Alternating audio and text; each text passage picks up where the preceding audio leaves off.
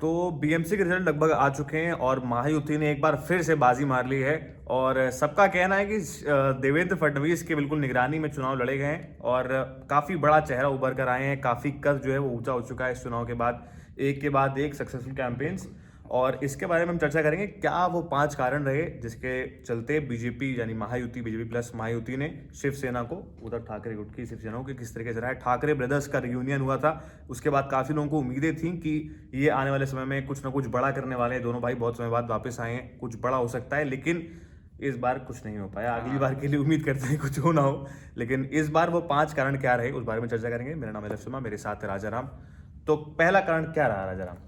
देखिए, पहला कारण यही है कि डबल इंजन की सरकार की जो एक पूरी बात चली, कैंपेन में भी हुई कि जब केंद्र में राज्य बीजेपी और सरकार में गठबंधन शिवसेना भी है तो स्टेट में भी दोनों साथ में, तो होता है कि और ये चुनाव होते हैं मेनली कि आप इंफ्रास्ट्रक्चर को लेकर गली मोहल्ला और बड़े शहरे हैं, मुंबई हो, थाने, नासिक, तो इन शहरों में लोगों के जो मुद्दे होते हैं कि रोड बनाओ, बिजली की व्यवस्था अच्छी हो, तो उन्हें लगता है कि फंड का लोकेशन अच्छे तरीके से हो। बिल्कुल। और इन तमाम मुद्दे ये बड़े मुद्दा होते हैं और विधानसभा चुनाव जीतने के बाद बीजेपी सरकार ने वहाँ शुरुआत में उन्हें पता था कि 2-3 साल बाद इलेक्शन है, तो उन्होंने काम भी करा। तो मुझे लगता है ये एक फैक्टर रहा है जरूर, इस प्रचंड बहुमत जो मिली है महायुति को इस बार चुनाव। बिल्कुल। और अगर दूसरे कारण की बात करें, काफ़ी लोगों का मानना है कि बीजेपी जो है वो बहुत एग्रेसिव कैंपेनिंग करती है, छोटे से छोटे चुनाव से लेकर बड़े से बड़े चुनाव तक। क्या लगता है आपको एग्रेसिव कैंपेनिंग जो कि जिस तरीके से एकदम से काउंटर करते हैं कि छोटे से छोटे मुद्दे को, ग्रास रूट लेवल पे मैनेजमेंट जो होता है इनका बहुत अच्छा होता है। रैली कर रहे हैं, रोड शो कर रहे हैं, तो जो रैली की जो बातें हो, मुद्दे हों, एक कन्विंस कर देते हैं लोगों को। बिल्कुल। मैं अभी कुछ टाइम पहले डिस्कशन कर रहा था आदित्य जी से, तो उन्होंने भी बताया कि जब बिहार का चुनाव था वहां पे राजस्थान के कार्यकर्ता बीजेपी के आए हुए थे, राजस्थान के करता, यूपी के कई सारे कार्यकर्ता जो बड़े लीडर हैं वो गए हुए थे।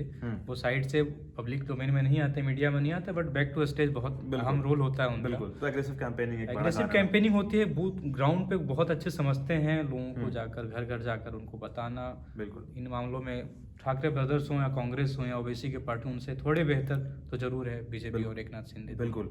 एक कारण ये भी बताया जा रहा है कि जो नंबर ऑफ रैलीज हैं वो भी काफी कंपैरेटिवली कम रही हैं। अगर आप शिवसेना यूपीटी की बात करें, वहीं महायुति की अगर बात करें तो बहुत ज्यादा रैलीज रही। मतलब ऐसी रिपोर्ट्स मैंने पढ़ रहा था, डेटा कहीं था, तो करीब 37-38 रैली देवेंद्र फडणवीस के हैं, 50+ रैली एकनाथ शिंदे जिसमें रोड शो शामिल है। उन्होंने बहुत एग्रेसिव तरीके से, वो भी बहुत मंजे हुए बिल्कुल राजनीतिक वो नेता हैं, एकनाथ शिंदे बहुत अच्छे से जानते हैं, बड़े पॉलिटिकल लीडर हैं। लेकिन अब ये चर्चा ये भी चल रही है कि क्योंकि अब बीजेपी सिंगल लार्जेस्ट पार्टी फिर से उभर के आ रही है, तो उनको साइडलाइन करने की सवाल भी देख रहा था काफी जगहों पे करा जा रहा है। मुझे लगता नहीं कि साइडलाइन किया है। उसका प्राइम एग्जांपल है बिहार इलेक्शन, जब नीतीश कुमार को बहुत सर्वसम्मति से सीएम चुना। देखिए, इसका असर होता है। उस टाइम भी हमने बात करी थी तो बोला था कि गठबंधन में केंद्र में बीजेपी के पास पूर्ण बहुमत नहीं है, वहाँ तो जो गठबंधन के साथी हैं, चंद्रबाबू नायडू हो चाहे चिराग पासवान हो, तो उन्हें लगेगा थोड़ा कि भाई आगे हमारे साथ कुछ ऐसा ना हो, तो वो बीजेपी इतना बड़ा रिस्क कभी लेगी नहीं। और क्या कारण रहे? और कारण रहे इसके अलावा कि जो एक सबसे बड़ी जो कारण होती है कि पूरी चुनावी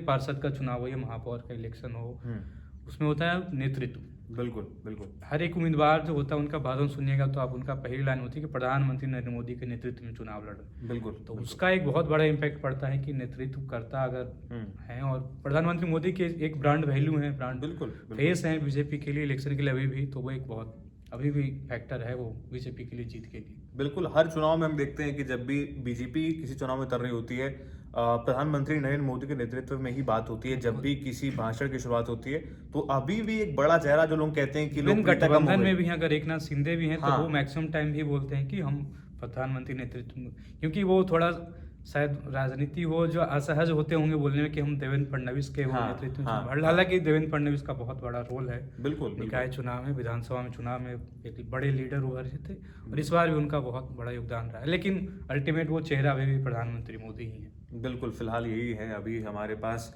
जो हमारे 5 कारण थे हमने लोग बता दिए। आपको क्या लगता है किस वजह से महायुति ने इतनी एग्रेसिव तरीके से शुरुआत करी है और लगभग रिजल्ट अपने नाम कर ही लिया है, रिकॉर्ड तोड़ दिया एक बार फिर से, प्रचंड बहुमत? बिल्कुल बिल्कुल। तो ऐसे ही डिस्कशंस के लिए आप फॉलो कर लीजिए डीएनए को। Keep watching DNA.